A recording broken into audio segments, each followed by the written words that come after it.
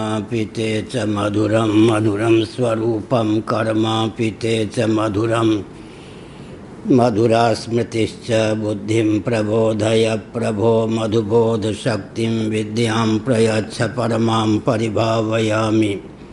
कोमलं कूजयन् वेणुं श्यामलोऽयं कुमारकः वेदवेद्यं परं ब्रह्म भासतां हृदये मम।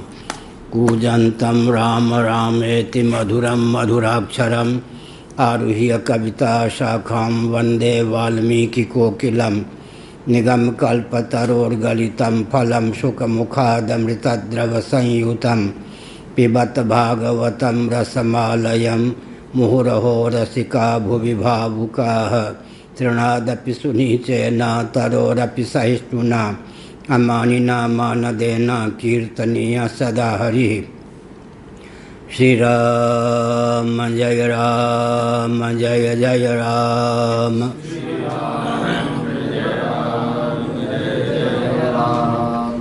धर्म की अधर्म का प्राणियों में विश्व का गौ माता की गोहत्या भारत सर्वभूत हृदय धर्म सम्राट श्री स्वामी करपात्री जी महाराज की, श्री जगन्नाथ महाप्रभु की, श्री बलभद्र महाप्रभु की, भगवती सुभद्रा देवी की। हर हर महादेव। गोविंद जय जय गोपाल जय जय।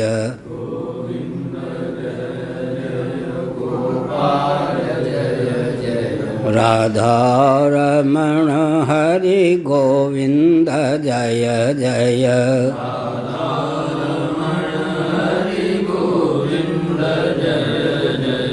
श्री कृष्ण गोविंद हरे मुरारे। श्री कृष्ण गोविंद हरे मुरारे। ये नाथ नारायण वासुदेव।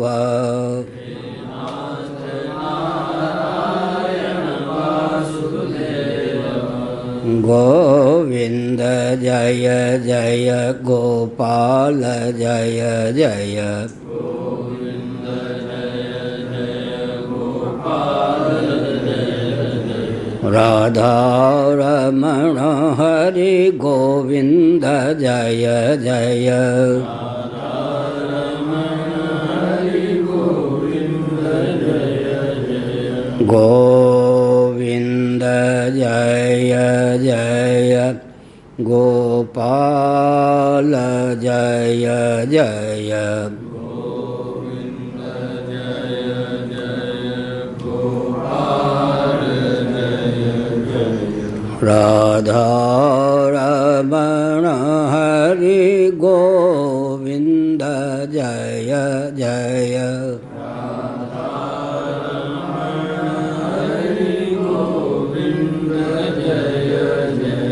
गोविंद जय जय गोपाल जय जय।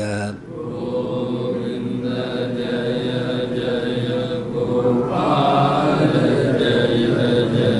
राधा रमण हरि गोविंद जय जय।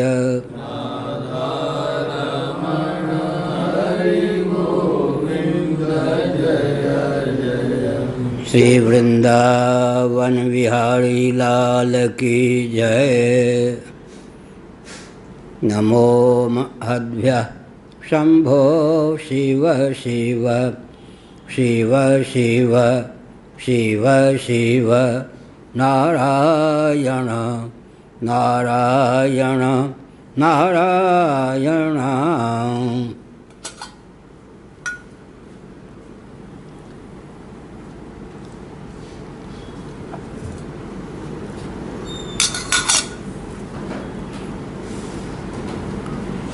धर्मार्थ काम इतियो विहितस्त्रिवर्ग इक्षात्रयी नयदमौ विविधा च वार्ता। मन्ये तदेतदखिलं निगमस्य सत्यं स्वात्मार्पणं स्वसुहृदः परमस्य पुंसः। नारायण। ज्ञानं तदेतदमलं दुर्वापमाह नारायणो नरसखः किल नारदाय एकान्तिनां भगवतस्तदकिञ्चनानां पादारविन्दरजसाप्लुतदेहिनां स्यात्। नारायण।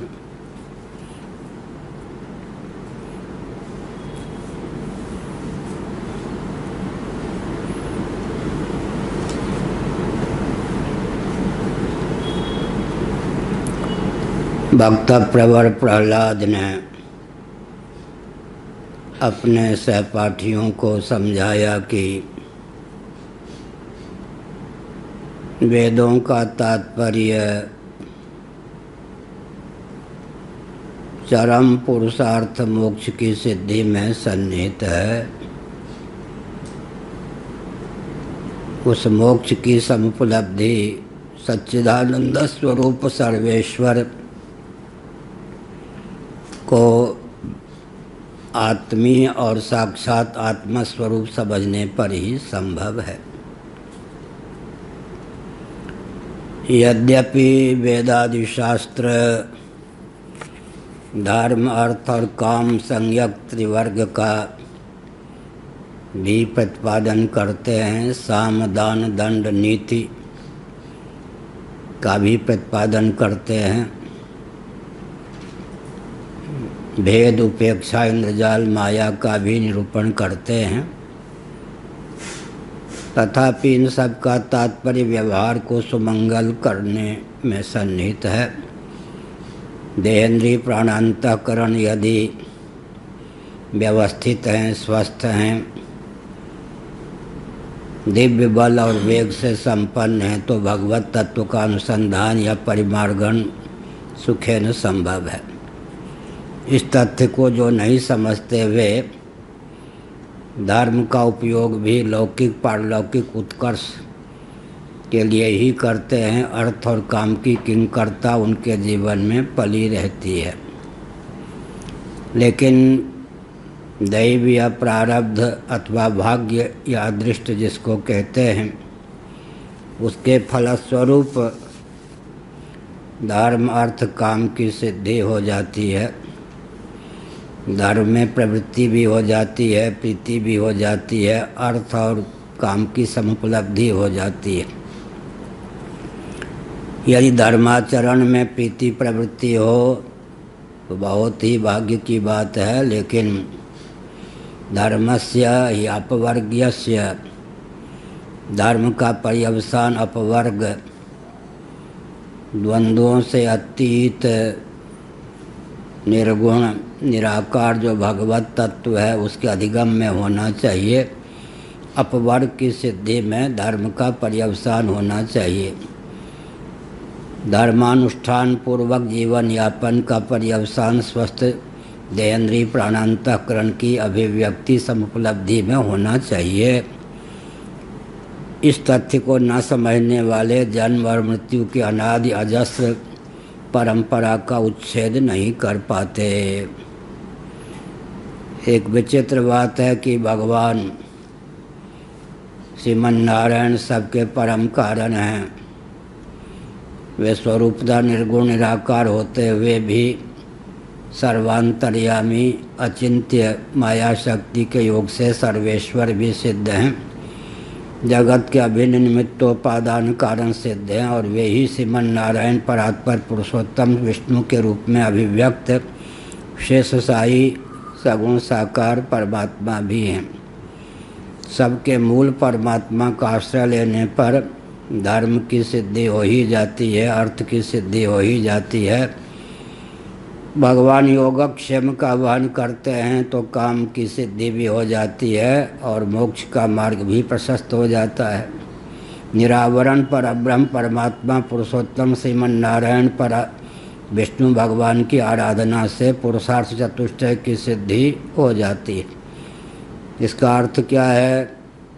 कल मैंने बताया श्रीमद् भागवत का जो 12वां स्कंध है उसमें जो 11वां स्कंद है, उसमें जो भगवान श्री कृष्ण ने उद्धव के प्रति उपदेश दिया है वह सर्वधर्मान परित्यज्य उसी प्रकार का है जिस प्रकार गीता में अर्जुन के प्रति अंतिम उपदेश का निरूपण है। एक प्रकार से सर्वधर्मान परित्यज्य की व्याख्या ही उद्धव जी को दिए गए उपदेश के माध्यम से प्राप्त है। 36 वर्ष बाद का संवाद है वह।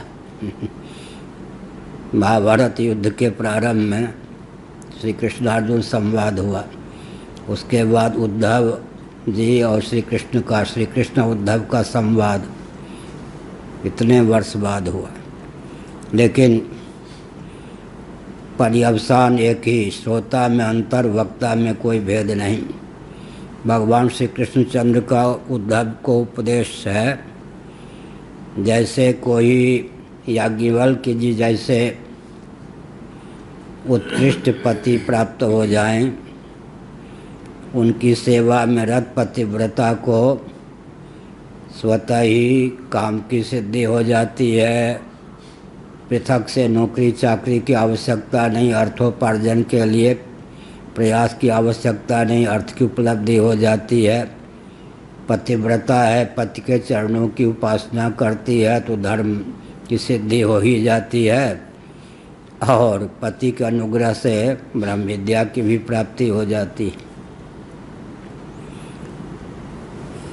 मैं आज ऋषिकेश ब्रह्मचारी जी से कह रहा था कि बृहदारण्यक उपनिषद, महाभारत, ये सब सुलभा, गार्गी, मैत्रेयी, इन सब देवियों के चरित्र से भरपूर हैं। जनक विदेहराज का उज्ज्वल चरित्र बृहदारण्यक आदि में भी अंकित है, लेकिन कालक्रम से क्या पतन हुआ, इंदिरा जी को ध्यान रखना चाहिए।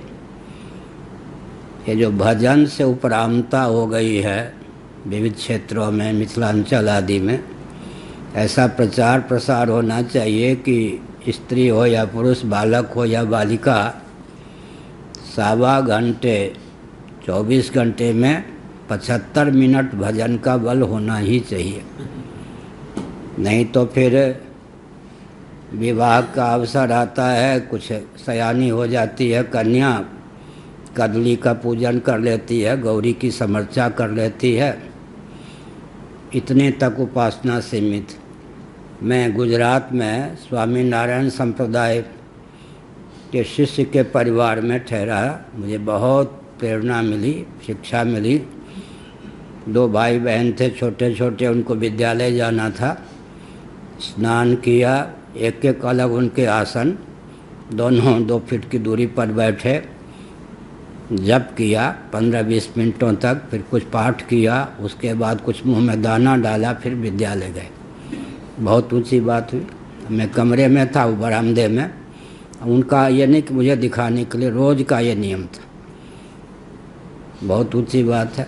मैं भी 1000 गायत्री स्नान करता, सालग्राम का पूजन करता, 1000 गायत्री मंत्र का जप करता, उसके बाद विद्यालय जाता। तो ये जो देवियों में भी, बालिकाओं में भी भजन का संस्कार डालना चाहिए। सधवा ये न समझें कि विधवा होने पर भजन किया जाता है। बचपन से अगर भजन नहीं करेंगे तो ऐसे ही जब बुढ़ापे में भजन करेंगे। प्रहलाद जी की आयु क्या है? 5-6 वर्ष। 5-6 वर्ष। उनके जितने सहपाठी हैं, कोई 7 साल के होंगे, कोई 5 साल के, कोई 6 साल के। प्रहलाद जी ने जो उपदेश दिया है, सांख्य, योग और वेदांत, सबका सारांश है यह। 5 साल की आयु में प्रहलाद जी को इतना ज्ञान विज्ञान हुआ तो आंखें खुल जाती हैं। अब उनके सहपाठियों को जो उन्होंने उपदेश दिया, उसमें किसी ने ये नहीं कहा कि बंद करो, समझ में नहीं आता। ये भी एक सोचने की बात है। सब दैत्य कुल में उत्पन्न थे, दानव कुल में उत्पन्न थे। दैत्य, दानव, असुर, 3 शब्दों का प्रहलाद ने प्रयोग किया है अपने सहपाठियों के लिए, संबोधन। लेकिन यहाँ अगर समझ में नहीं आता तो कहते कि ये सब बातें समझ में नहीं आती। मतलब बच्चे भी कितने संस्कारी होंगे, भले ही वे असुर कुल में, दैत्य कुल में, दानव कुल में प्रहलाद की तरह उत्पन्न थे, सब ने बड़े चाव भाव से सुना। इसका अर्थ क्या है?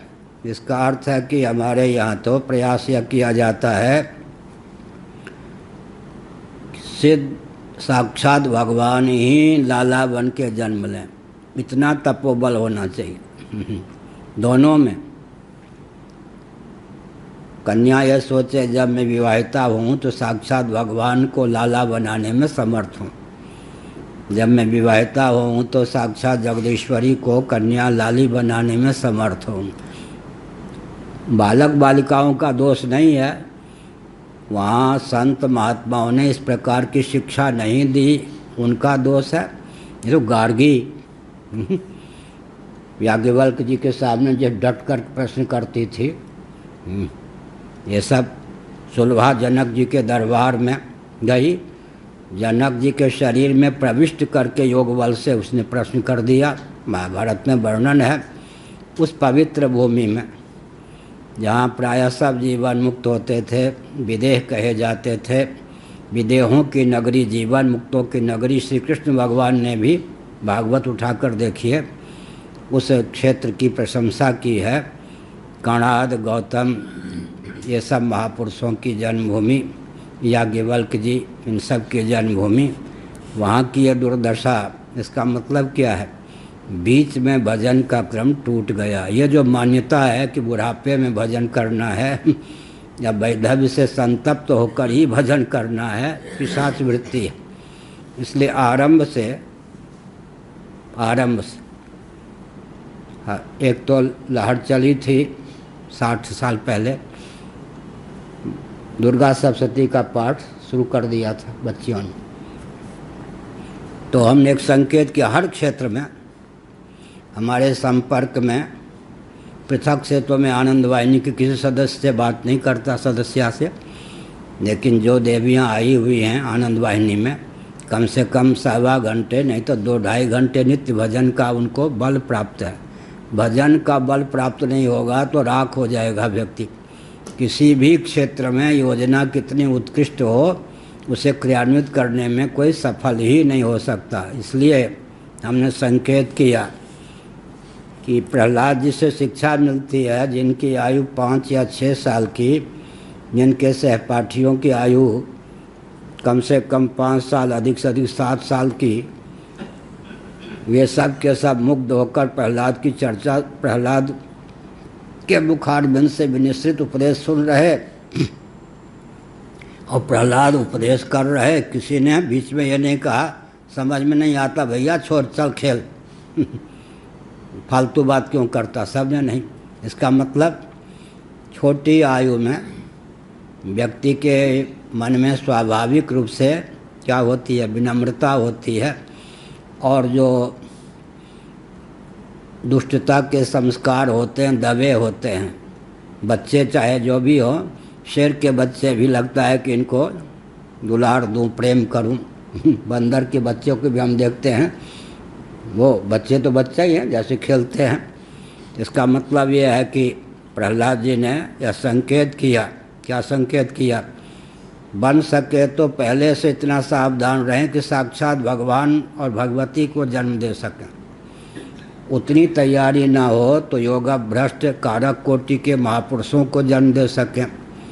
उतनी भी पहुँच ना हो, इतना भी तपोबल ना हो तो कम से कम संयमी सदाचार से संपन्न सत्पुरुषों को जन्म दे सकें। बहुत ऊंची बात है ऐसे बालिकाओं को जन्म दे सकें जो झांसी की रानी के समान वीरता भी दिखा सके और सन्मार्ग पर चल भी सके। यह सब परंपरा टूट जाने के कारण, भजन का बल और वेग न रहने के कारण देश की दुर्दशा है, ये मैंने कहा। अब प्रहलाद की बात सुने।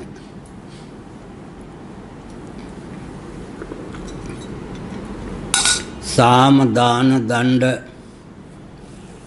भेद इंद्रजाल उपेक्षा माया, अग्नि पुराण मत्स्य पुराण में नीति के 7 भेद हैं। 4 तो अधिकांश व्यक्ति नाम केवल जानते हैं, साम दान दंड भेद। साम नीति, दान नीति, दंड नीति, भेद नीति। साम माने धन मान के द्वारा, उचित वचनों के द्वारा, स्नेह पूर्वक, प्रेम पूर्वक समझा बुझाकर अनुकूल करके काम लेने की जो नीति है उसका नाम है साम। दान का अर्थ होता है उचित धन राशि देकर, सुविधा देकर व्यक्ति को अनुकूल करके काम ले लेना, कर लेना, साध लेना। साम दान दंड और भेद। पहले भेद कह दें, फूट डाल करके काम चला लेना। और दंड माने प्रताड़ना के द्वारा, ताड़ना के द्वारा काम चला लेना। उसके बाद उपेक्षा भी है, दुष्टों की उपेक्षा करके काम अपना साध लेना, उनसे भिड़ना नहीं।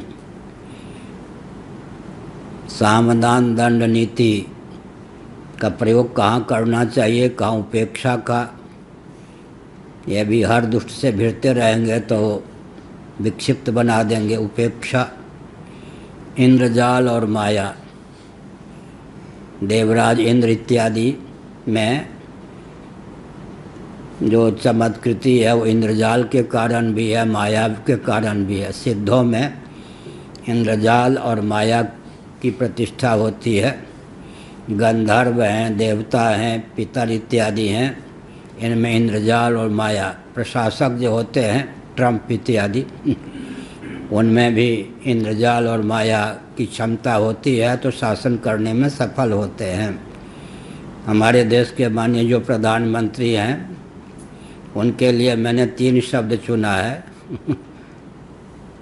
दमन, नमन और मिलन।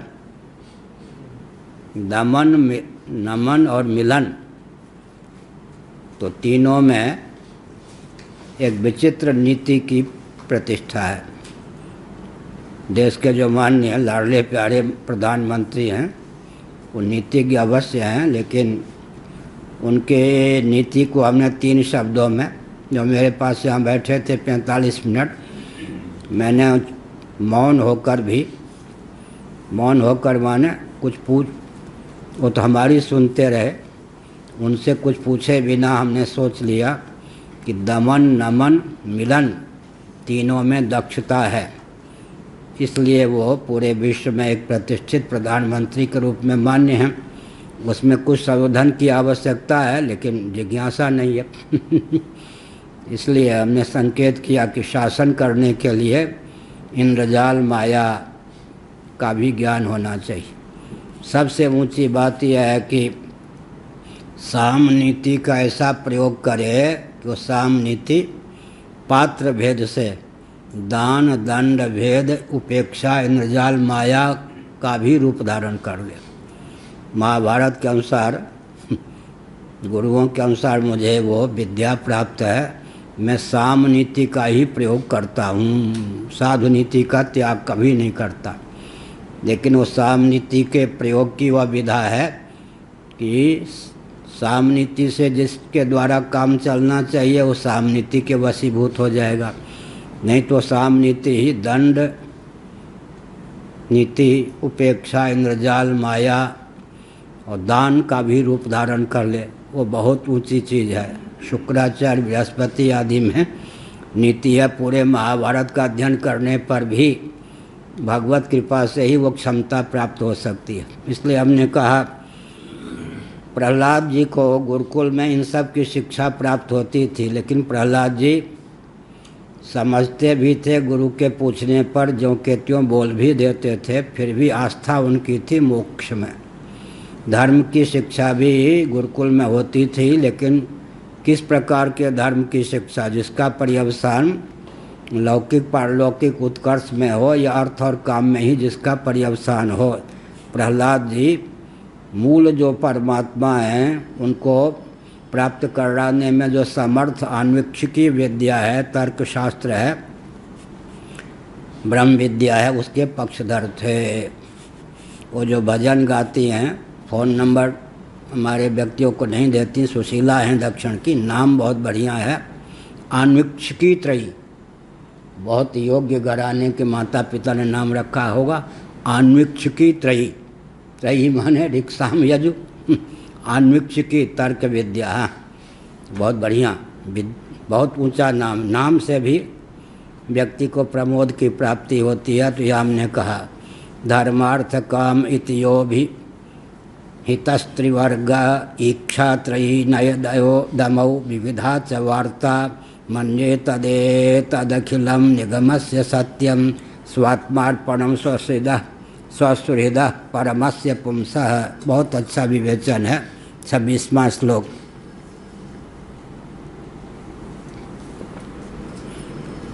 वेदादि शास्त्रों में धर्म का भी प्रतिपादन है, अर्थ का भी प्रतिपादन है, काम का भी प्रतिपादन है। इन्हीं को त्रिवर्ग कहा जाता है। तीनों पुरुषार्थों का निरूपण है। आत्मविद्या जिसको ब्रह्म विद्या कहते हैं, अध्यात्म विद्या विद्या नाम, उसका भी प्रतिपादन है। कर्मकांड का भी प्रतिपादन है। न्याय का अर्थ होता है तर्क, तर्कशास्त्र का भी प्रतिपादन है। दंड नीति का भी प्रतिपादन है। जीविका के जो वार्ता इत्यादि विविध साधन हैं, उन साधनों का भी प्रतिपादन है। तथापि ये सब यदि परम हितैषी हितज्ञ हित करने में तत्पर समर्थ परब्रह्म परमात्मा श्रीमन नारायण के प्रति जीवन को समर्पित करने में प्रयुक्त और विनियुक्त न हो, भगवत प्राप्ति में इनका विनियोग न हो, भगवान के प्रति सर्वतोभावेन समर्पित कर उन्हीं के चिंतन मनन में जीवन यापन का उपयोग न हो तो व्यर्थ सरीखे हैं। एक ही साधे सब सधे, सब साधे सब जाए। इसका मतलब अपवर्ग के लिए यहाँ पर संकेत है। भगवान की आराधना कीजिए। भगवान तो निरावरण परमात्मा हैं, सदैश्वर्य संपन्न हैं, वे मायापति हैं। उनके अनुग्रह से आत्मविद्या की सब उपलब्धि हो ही जाएगी। ददामि बुद्धि योगम तम मच्चित्ता मद्गत प्राणा बोधयन्तः परस्परम कथयन्तश्च माम नित्यम तुष्यन्ति च रमन्ति च तेषामेवानुकम्पार्थमहम् अज्ञानजं तमः नाशयाम्यात्मभावस्थो ज्ञानदीपेन भास्वता। भगवान स्वयं ज्ञान दीपक प्रज्वलित करते हैं। कल इसकी व्याख्या कर दी गई। यहाँ पर प्रहलाद जी का भाव है सर्वतोभावेन निरावरण पुरुषोत्तम अविद्या काम कर्म से अनादिकाल से पारंगत जो भगवान विष्णु हैं, उनकी आराधना करें। उनकी कृपा से मोक्ष सुगम, सगुण उपासक मोक्ष न लें। मोक्ष नहीं लेते तो मोक्ष के अधिकारी हैं भगवान, उन्हें आत्मविद्या ब्रह्म विद्या दे ही देते हैं। इसका अर्थ है ब्रह्म विद्या के लिए भी पृथक से प्रयास न करें, भगवान का ही भजन करें तो कालक्रम से भगवान अनुग्रह पूर्वक उपहार रूप में अपने स्वरूप का वर्णन करके मुक्त कर ही देते हैं। अब यहाँ पर नहीं निंदा निंद्यम निंदितुम प्रवर्तते अपितु विधेयम स्तोतुम की दृष्टि से भक्ति की प्रगल्भता में तात्पर्य। नहीं तो गीता के 7वें अध्याय को पढ़िए। मय्यासक्त बना पार्थ योगम युंजन मदाश्रय असंशयम समग्रम माम यथा ज्ञासे तच्छृणु। बहुत ऊंची बात है। मय्यासक्त मना पार्थ योगम युंजन मदाश्रय, मदाश्रय मय्यासक्त मनाः। इतनी योग्यता प्राप्त हो गई कि भगवान को ही आश्रय बनाया और भगवान को ही विषय बना दिया। मय्यासक्त मनाः पार्थ योगम युंजन, बीच की बात बाद में कहूँगा। मदाश्रय, भगवान ही आश्रय हो जाए, भगवान ही विषय हो जाए। हमने 1.5 महीने पहले लगभग कहा था, कमल कोक मधुकर खक नाना हर्षे सभी निशावसाना। भगवान के 4 प्रकार के भक्त होते हैं। चारों के लिए कमल कोक मधुकर खग नाना शब्द का प्रयोग किया। उसमें क्या अर्थ हुआ? रात्रि बीतने की प्रतीक्षा सबको होती है, सूर्योदय की प्रतीक्षा सबको होती है, लेकिन सूर्य के लिए ही सूर्योदय की प्रतीक्षा कमल को होती है। बाकी चारा मिल जाए, पत्नी का वियोग जो है वो संयोग के रूप में परिणत हो जाए, ये सब। इसका अर्थ है कि भगवान का ही आश्रय और भगवान को ही विषय बना लिया। आर्त अर्थार्थी जो होते हैं आश्रय भगवान का लेते हैं, विषय भव को बनाते हैं। जिज्ञासु जो होते हैं आश्रय भगवान का लेते हैं, विषय भी भगवान को ही बनाते हैं। ततः पदम तत्परिमार्गितव्यम, आश्रय भगवान का, विषय भी भगवान को। भगवान का आश्रय लेकर भगवत तत्व का परिमार्गण करते हैं। ज्ञानी जो होते हैं न आश्रय भगवान का लेते हैं न भगवान को विषय बनाते हैं, तो हो गए घोर नास्तिक। न ज्ञानी त्वात्मैव में मतम, नास्तिक नहीं है, क्योंकि आश्रय तो दूसरे का लिया जाता है और विषय दूसरे को बनाया जाता है। भगवान उनकी दृष्टि में आत्मस्वरूप ही हो जाते हैं। यद्यपि भगवान आत्मस्वरूप हो जाते हैं, लेकिन व्यवहार में अभ्यास के कारण वो क्या करते हैं? भगवान का आश्रय लेकर भगवान को ही विषय बनाकर भजन करते हैं। बहुत ऊंची बात। पूज्य गुरुदेव ने हमसे कहा था एक ग्रंथ पढ़ने के लिए, वो ग्रंथ बहुत बढ़िया है, नरहर स्वामी जी के द्वारा विरचित है। बोध अंत में नाम है उसका, अभी भूल रहा हूँ। तो वो ग्रंथ में विशेषता क्या है?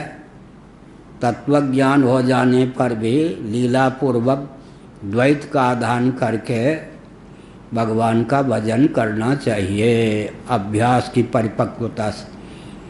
और उधर मुक्ता अपि लीलया, लीला विग्रहम प्रगृहीतम भगवंतम निसिंहम भजन्ते, भगवान शंकराचार्य का वचन है। नृसिंह पूर्वतापनी उपनिषद बोधसार, बोधसार नामक ग्रंथ अपने पुस्तकालय में बहुत उत्तम है। एक प्रकार से भागवत का सारांश ही वह ग्रंथ। उसमें बहुत बढ़िया आया, लीला पूर्वक द्वैत का आधान करके भजन करना चाहिए। उसमें उदाहरण दिया है, पति से सर्वथा एक ही भूत हो जाने पर भी पत्नी व्यवहार में घूंघट आदि का आलम्बन लेती है, मर्यादा का पालन करती है, द्वैत बुद्धि का आधान करके व्यवहार करती है। इसी प्रकार हनुमान जी ने जो चित्रण किया है, हनुमान नाटक से मैं बोल रहा हूँ। राम जी ने कहा कि हमारे तुम्हारे संबंध क्या हैं हनुमान? हनुमान जी बताओ। हनुमान जी ने क्या कहा? देह दृष्टि से तो मैं दास हूँ, आप स्वामी हैं। जीव दृष्टि से आप अंशी सरीखे हैं, मैं अंश सरीखा हूँ।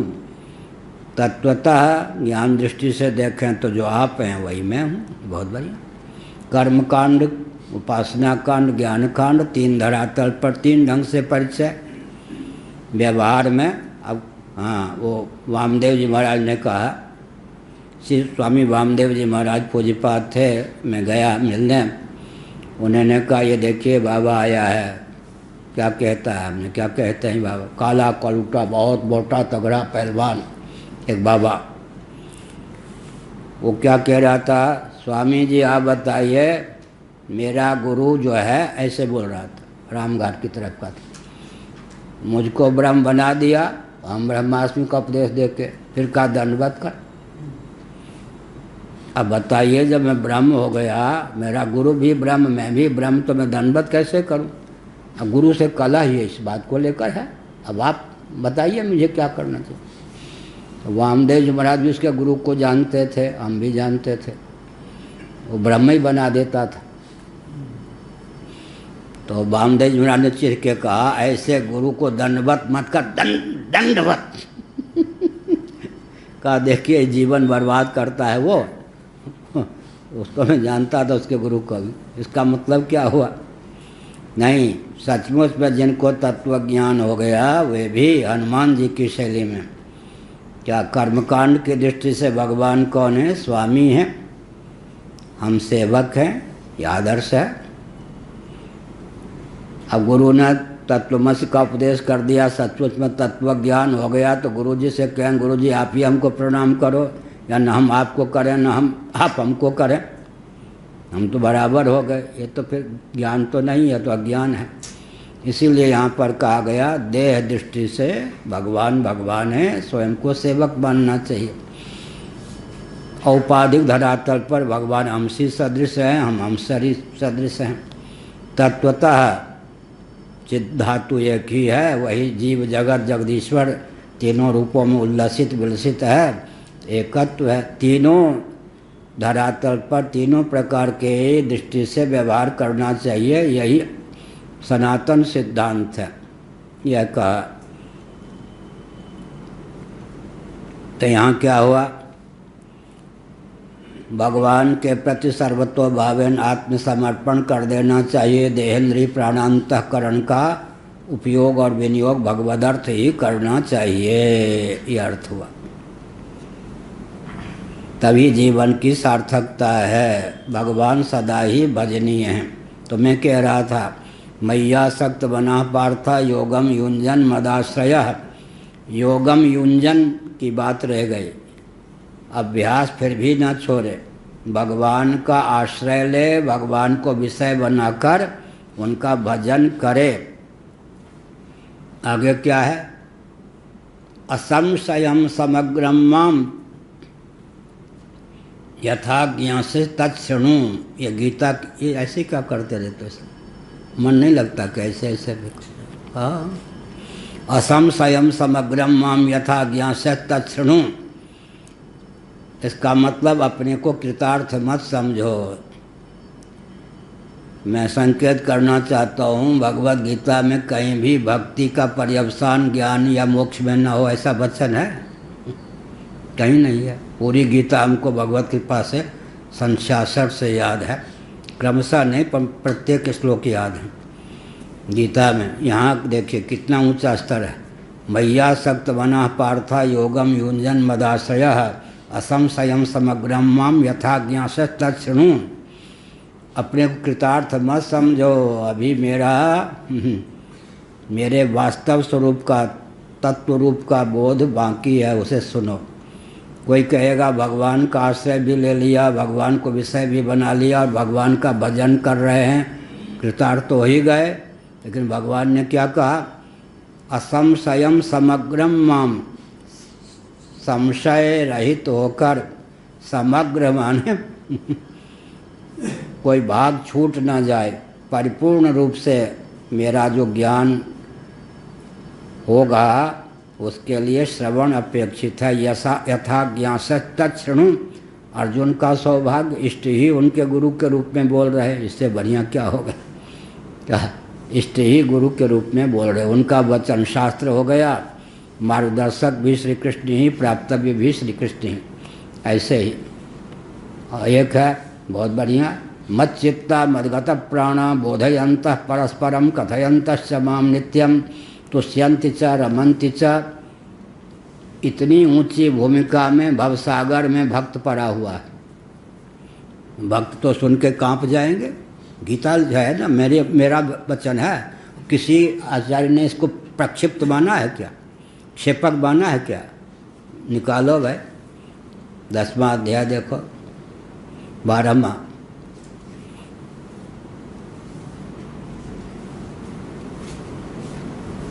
मच्चित्ता मद्गत प्राणा बोधयन्तः परस्परम कथयन्तश्च माम नित्यम तुष्यन्ति च रमन्ति च।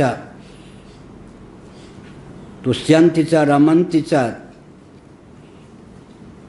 भजन इतना गंभीर है कि संतुष्ट हैं, भगवान ही रमण के विषय बन गए।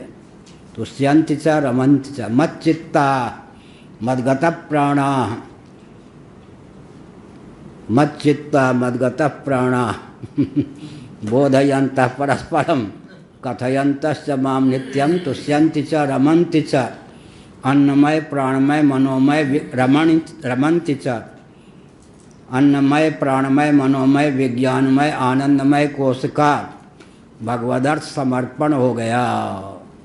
और रमण भी, भगवान भी रमण के विषय बन गए, भव नहीं। उसके आगे का वचन कांप कपा देगा। 12वां अध्याय 10:9। उसके बाद क्या होगा? कपा देगा। क्या कपा देगा? तेषामेवानुकंपार्थमहम अज्ञानजं तमहं नाशयाम्यात्म भावस्थो ज्ञान दीपेन भास्वता। तेषामेवानुकंपार्थमहम अज्ञानजं तमहं नाशयाम्यात्म भावस्थो ज्ञान दीपेन भास्वता। तेषाम हम समुद्धरता। इतनी उच्च भूमि में भी भगवान की दृष्टि में भवसागर में पड़ा हुआ, लेकिन चिंता की बात इसलिए नहीं क्योंकि भगवान ही समुद्धारक हो जाते हैं। अब ये तो भक्ति जो भी आचार्य हैं सुन लें, इससे ऊंची भक्ति क्या होगी। लेकिन भगवान की दृष्टि में तेषाम हम समुद्धरता, यह वाक्य फिर व्यर्थ है क्या? भगवान की दृष्टि में वो भवसिंधु में पड़ा हुआ है अभी भी। समुद्धरता का मतलब क्या? भवसिंधु में पड़े हुए इतने उच्च कोटि के भक्त का समुद्धरता मैं स्वयं होता हूँ। स्वयं होता हूँ, ये भजन का फल हुआ, वैभव हुआ। लेकिन इतने से संतुष्ट हो गए तो भवसिंधु में वो पड़ा हुआ है। आगे आएगा भाषा आदि में, उसी को लेकर 13वें अध्याय का 12वें अध्याय का उपदेश है। किस ज्ञान के द्वारा? यथा ज्ञास्य तच्छृणु। उधर कहा, इधर कहा मच्चित्ता मद्गत प्राणा बोधयंत परस्परम कथयंतश्च माम नित्यम तुष्यन्ति च रमन्ति च। याद आ गई।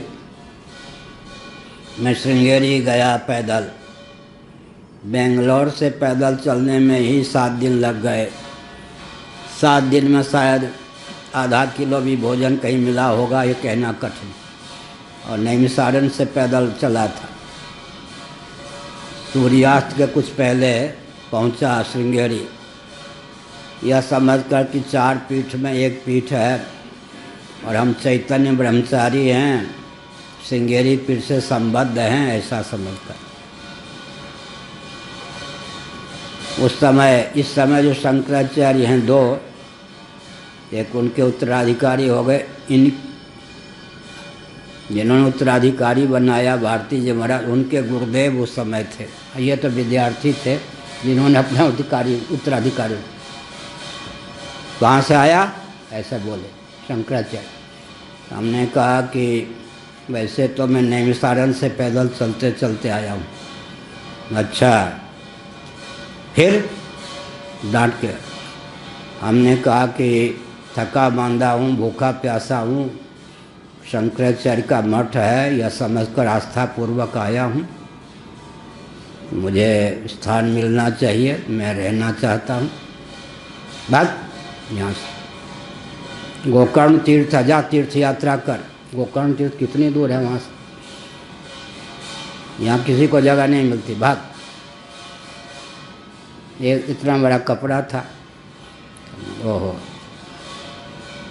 15-20 कदम चला, फिर लौट आया। निंदा नहीं कर रहा हूँ, शंकराचार्य पद के प्रति आस्था है, लेकिन सत्य तो सत्य ही है। क्यों नहीं कम्युनिस्ट होंगे फिर? क्यों नहीं हिंदुओं को क्रिश्चियन बनाया जाएगा? जब शंकराचार्य इस प्रकार का व्यवहार अपने संप्रदाय के साधक के साथ करेंगे, क्योंकि उसके पास शरीर के अलावा कुछ भी नहीं है देने के लिए, 2 रुपये नहीं, 2 फूल नहीं, 2 फल नहीं। फिर आ गया, मैंने कहा देखिए तलवे से रक्त निकल रहे हैं, बहुत आस्थापूर्वक आया हूँ, शंकराचार्य का मठ है, भूखा प्यासा हूँ, चला नहीं जाता। लगा कि भूखे प्यासे गिर के शरीर छूट जाएगा, तो मैंने सोचा कि आपके सामने ही शरीर छूट जाए, इसलिए फिर निर्लज्ज होकर आ गया। अच्छा, कुछ जानता है? अब बताओ, अब परीक्षा लोगे, भूखा प्यासा व्यक्ति आ जाएगा तो न्याय और वेदांत सुनाएगा, तब आप रोटी दोगे? माने मूर्ख बना के, वैसे नहीं भगा तो मूर्ख बना के भेज दो। हमने कहा महाराज हमसे भूखे प्यासे बोला नहीं जाता है, थका मांदा हूँ, मेरे पास गीता की गुटखा के अलावा कुछ नहीं है। और जहाँ तक मुझे याद है 13 महीने या कितने महीने में पैदल चल के यहाँ तक आया हूँ। मुझसे आप परीक्षा ले रहे हैं, मुझसे बोला नहीं जाता। नहीं नहीं, मूर्ख है, कुछ पढ़ा लिखा है? केवल गीता का गुटखा है मेरे पास महाराज, और कुछ नहीं। बोधयंता परस्परम कथयंता स माम नित्यम, यहाँ पुनरुक्ति है, उसका निवारण कर। हमने कहा पुनरुक्ति नहीं है। पुनरुक्ति है? हमने कहा ना। कैसे नहीं है? हमने कहा विज्ञानमय की प्रधानता से बोधयंता परस्परम है, प्राणमय की प्रधानता से कथयंतश्च है। अब तो इसको भगाया नहीं जा सकता। तब फिर वहाँ रखा, आप देखो भैरव कि वहाँ पर क्या है, जंगली बैल वल मार दें, कितनी परीक्षा ली। रोटी देने के लिए इतनी परीक्षा, तो क्यों नहीं फिर। मैं नास्तिक नहीं हूँ, बचपन का ही बाबा हूँ। पूर्व जन्म में भी मुझे याद है कि मैं सन्यासी था, और यहाँ तक याद है, नाम क्या था ये नहीं बताऊँगा, न मालूम है। बौद्ध सनातनी होता हुआ बौद्ध दर्शन का उस समय मेरे समान कोई विश्व में विद्वान नहीं था। इतना बड़ा विद्वान पूर्व जन्म में भी मैं सन्यासी में था, सन्यास वेश में, इतना तो कह सकता हूँ। तो फिर इसका मतलब क्या हुआ, इसका अर्थ क्या हुआ जी? इसका अर्थ यही हुआ कि वही मैंने कहा मत चित्ता, तभी याद आ गई बात। इसी बहाने प्रातस्मरणीय मान्य श्री जगतगुरु शंकराचार्य ब्रह्मलीन महोदय का ध्यान आ गया, ज्ञान आ गया। निंदा में तात्पर्य नहीं है, लेकिन आचार्य पद से अगर अपने व्यक्तियों को भी, भूखे प्यासे को भी ठुकराया जाएगा तो इतना धैर्य किसके पास है कि फिर भी हिंदू बन के बना रहेगा? ये तो सोचने की बात है। मत चित्ता मदगत प्राण बोधयंत परस्परम, 10वां अध्याय है। कथयंत च माम नित्यम तुष्यंति च रमन्ति च तेषामेवानुकंपार्थमहम अज्ञानजं तमः नाशयाम्यात्म भावस्थो ज्ञान दीपेन भास्वता। आगे फिर क्या है उधर? तेसा हम समुद्धरता, यहाँ ज्ञान 12वें में मिलाइए। तमस घोर अंधकार में वो फंसा हुआ है। तुष्यंति च रमन्ति च, भगवान ही तोष और रमण के विषय बन गए, फिर भी घोर अज्ञानांधकार में पड़ा हुआ है। हर्ष की बात यह है कि भगवान कहते हैं मैं ही अंतःकरण में जो अंतर्यामी परमात्मा के रूप में विद्यमान हूँ, ज्ञान देता हूँ। अब भागवत के 11 स्कंद से तालमेल बैठाइए। आचार्य चैत्य वपुषा स्वगतिम व्यनक्ति, यहाँ चैत्य शब्द बड़ा विकट है। एक किसी महापुरुष ने, हमारे पूज्य गुरुदेव का जीवन चरित्र निकलना था मेरठ धर्मसन से, किसी महापुरुष का निबंध आया, चैत्य शब्द का प्रयोग किया। तो मैं मेरठ गया, सब परेशान थे कि महाराज हिंदी अनुवाद करना है। वेदांतियों से पूछता हूँ, वो कहते हैं कि चैत्य शब्द का अर्थ दृश्य होता है। प्रकरण के अनुसार वो श्याम सुंदर वाजपेयी जी सब, अब डॉक्टर भीष्मदत्त शर्मा ये सब ने पूछा। चैत्य शब्द का दृश्य अर्थ यहाँ पर अनुकूल बैठता नहीं। हमने कहा अंतर्यामी अर्थ है यहाँ पर। आचार्य चैत्य वपुषा स्वगतिम व्यनक्ति, चैत्य शब्द का अर्थ क्या होता है? उपनिषद में भी चैत्य शब्द का प्रयोग 2-3 अर्थों में है। उस समय भी हमें ध्यान था, बहुत साल पहले की बात है। आचार्य चैत्य वपुषा स्वगतिम व्यनक्ति, संभवतः मेरा संन्यास नहीं हुआ था तब की बात है, या हो ही गया होगा तब की बात है। चैत्य का अर्थ होता है चित्त का दृश्य, और चैत्य का अर्थ होता है चित्त के नियामक अंतर्यामी। प्रसंगानुसार कहीं दृश्य होता है, कहीं अंतर्यामी परमात्मा होता है। तो आचार्य चैत्य वपुषा स्वगतिम व्यनक्ति बहुत बढ़िया है। उत्तर अरणी दक्षिण अरणी के माध्यम से, जैसे अरण्य के माध्यम से अग्नि की उत्पत्ति होती है, वैसे ही आचार्य चैत्य वपुषा अंतर्यामी अनुग्रह करते हैं। तेषामेवानुकंपार्थमहम अज्ञानजं तमः। और उधर आचार्य या अंतर्यामी ही आचार्य का रूप धारण करते हैं। तो नीचे आचार्य चाहिए, ऊपर चैत्य माने अंतर्यामी, चित्त के भी नियामक क्षेत्रज्ञ परमात्मा चाहिए। दोनों की कृपा से क्या होता है, आत्मा स्वरूप का निरावरण स्फुरन होता है। तो यहाँ पर कहा 6 हुआ, धर्मार्थ काम इतियो भितस्त्रिवर्ग इच्छा त्रयी नयदमौ विविधा च वार्ता मन्ये तदे तदखिलम निर्गमस्य सत्यम। पैदल चलते चलते पहुंच गया जोशीमठ।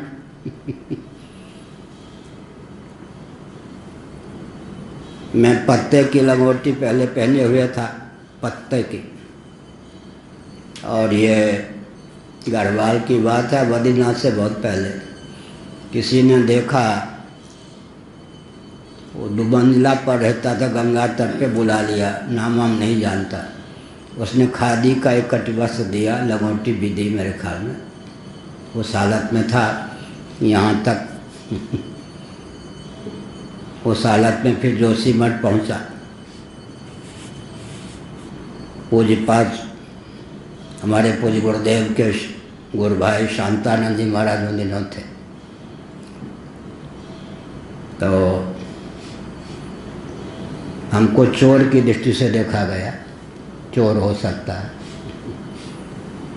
भिखारी के समान तो था ही। तो जो ये जीने चढ़ते हैं ना, वो जो छोटी जगह हो जाती है ना, उसमें अंधकार, कीड़े भी रह सकते, जंगल। जोशीमठ में ये रात में रहना ही चाहता है, इसमें इसको रखो। तो हमने देखा है, इस मठ में भी आया पैदल। शंकराचार्यों की स्थिति मैंने देखा तो सोचा क्यों नहीं हिंदू कम्युनिस्ट होंगे भाई।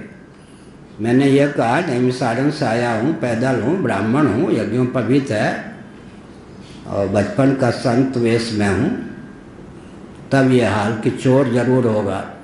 अरबपतियों के लिए मठ बना था क्या? करोड़पतियों के लिए मठ बना था क्या? फिर यहाँ आया।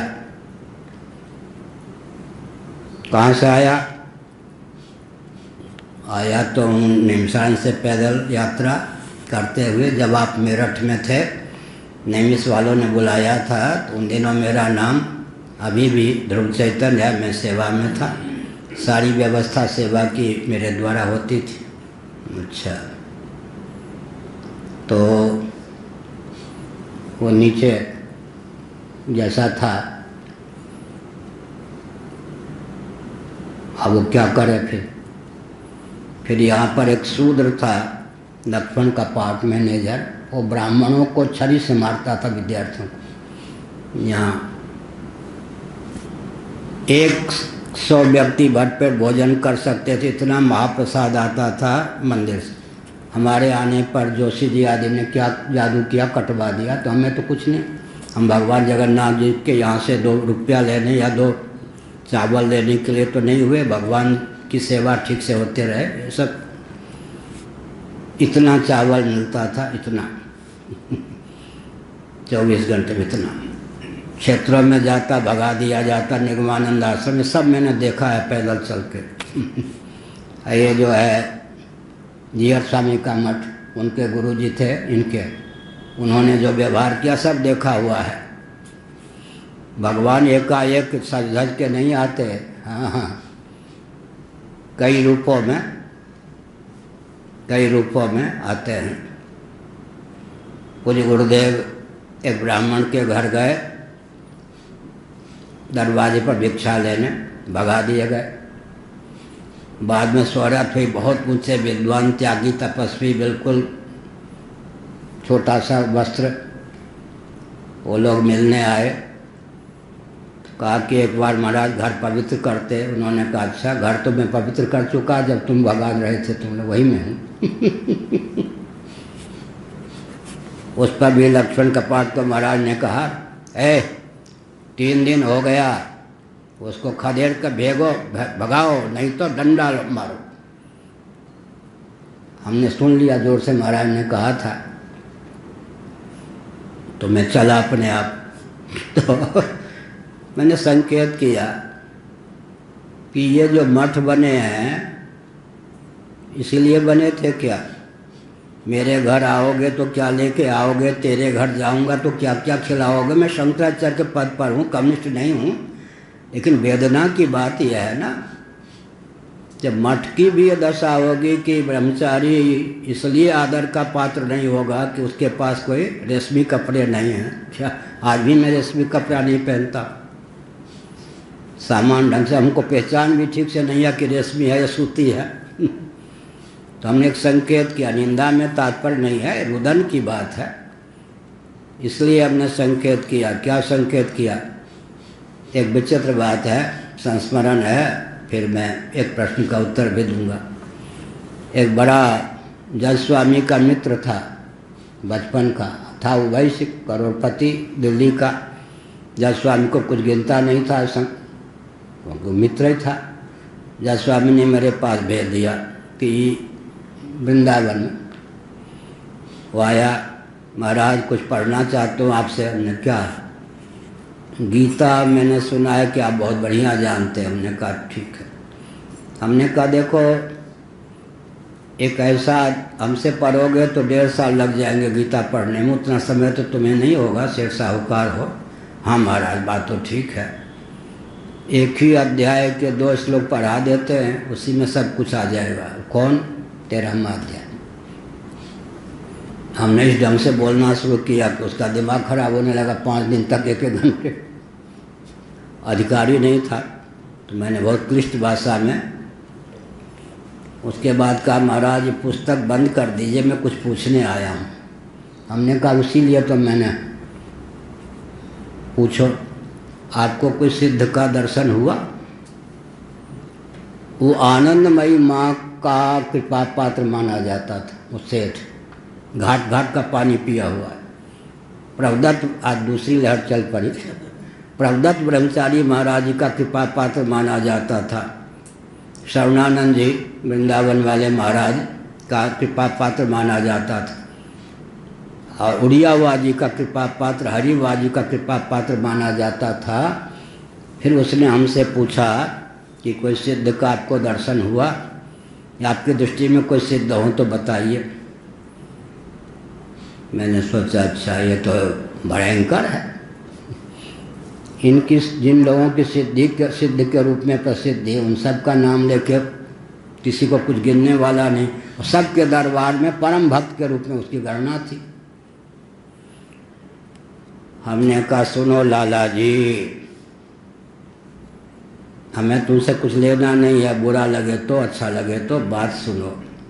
तुम जैसे बहिर्मुख व्यक्ति अंधों को सिद्ध का दर्शन कैसे होगा? वो चौंका, उसको तो कोई कहने वाला नहीं। दिल्ली में, मैं जब दिल्ली में विद्यार्थी जीवन में था तब मैंने उसे देखा था, वो मुझको नहीं पहचान सका। पूरे दिल्ली में दिनों छाया हुआ था करोड़पति सेठ के रूप में, भक्त के रूप में। मैंने कहा तुम जैसे अंधों को सिद्ध का दर्शन नहीं हो सकता। मैं कहूँगा मुख सिद्ध है, आप कहोगे कि तुम आप ही सिद्ध नहीं है, तो आप सिद्ध का परिचय कैसे देंगे? यही कहोगे ना। सुनो, सिद्धों के कितने स्वरूप होते हैं ये मैं बताता हूँ। नंग धरंग कोई घूमता हुआ दिखाई पड़े, सुखदेव जी आए, जो बच्चे लोग धूल फेर हु कर रहे थे, परीक्षित के पास आए, उसको पागल समझोगे? सिद्ध का एक रूप होता है। मैं हिमालय में रहा हूँ, सिद्ध का एक रूप होता है दिगंबर, उसको तुम पागल समझोगे? केवल लंगोटी लगा कर तुम्हारे दरवाजे पर भिक्षा मांगने जाएगा, तुम उसको दरिद्र कंगला समझोगे, भिखारी समझोगे? सामान्य ढंग से कुटिया बना के रहेगा, उसको समझोगे हाँ पेट पालने के लिए घर भग के कुटिया बना ली है। ठाठ बाढ़ से रहेगा तो भोगी समझोगे। 4 के अलावा 5वां रूप क्या होगा ये बताओ? सिद्ध भी होंगे कोई, या तो ठाठ बाढ़ से रहते होंगे, ठाठ बाढ़ से रहते होंगे तो तुम भोगी समझ लोगे, अपने को अपने से भी बुरा समझोगे, ये भोगी हैं। अगर तुम्हारे घर भिक्षा मांगने आएंगे तो तुम क्या समझोगे? भिखारी हैं। वैसे समझ लोगे कि पागल हैं, वैसे समझ लोगे सामान कुटिया बना लिया। हाँ क्या है, ये भी हैं, घर में रहते हैं, कुटिया बना के मैं रहता हूँ, ये भी रहते हैं। चार ही रूप में सिद्ध मिलेंगे, किसी को तुम पास नहीं कर सकोगे। सिद्ध के दर्शन की चिंता मत करो, अपने को मानवोचित शील से संपन्न बना के साधन भजन करो। सिद्ध को पहचानने की क्षमता तो लाओ। अभी तो तुम इतने अंधे हो कि सिद्ध की पहचान ही तुमको नहीं हो सकती। बस जज स्वामी ने पूछा कि क्या कहा हमने, बहुत बढ़िया, हमको तंग करता था, सबको तंग, कोई ऐसे संत नहीं जिसको इसने एक बरेली में था, एक एक शहर में एक एक एजेंट होते हैं सिद्ध।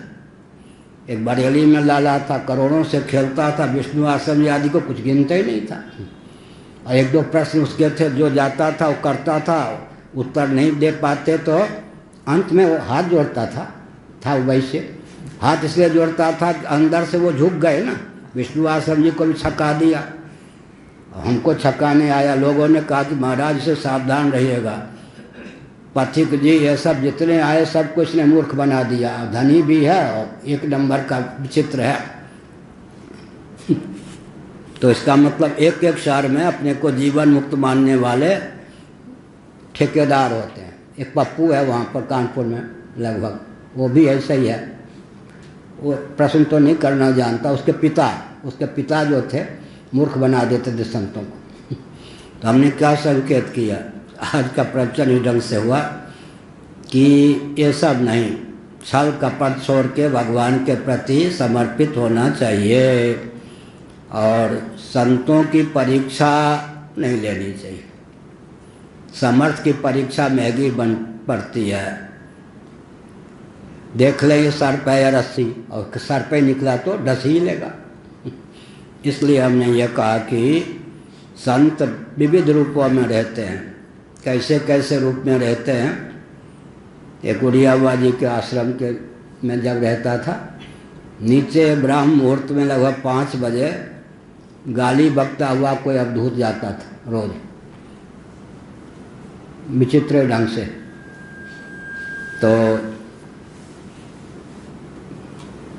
मैं एक बार बाहर निकला, मुस्कुरा दिया उसने, अच्छा आपने हमको पहचान लिया? हमने कहा हाँ हाँ पहचान लिया। उसके बाद वो दिखाई नहीं पड़ा। तो विविध रूपों में सिद्ध होते हैं।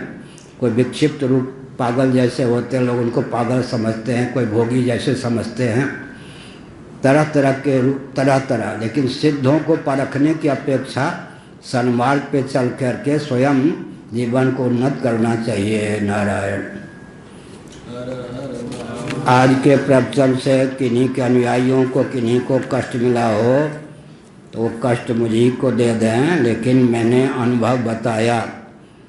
बहुत दर्दनाक स्थिति है कि संतों के यहाँ भी रुपये पैसे बाहरी व्यक्तित्व के आधार पर व्यक्ति को गिना जाएगा। तो आज ही जो संत वेश में आए थे बाहर से, तो उनको तो शंकराचार्य शायद कोई बात भी नहीं करते।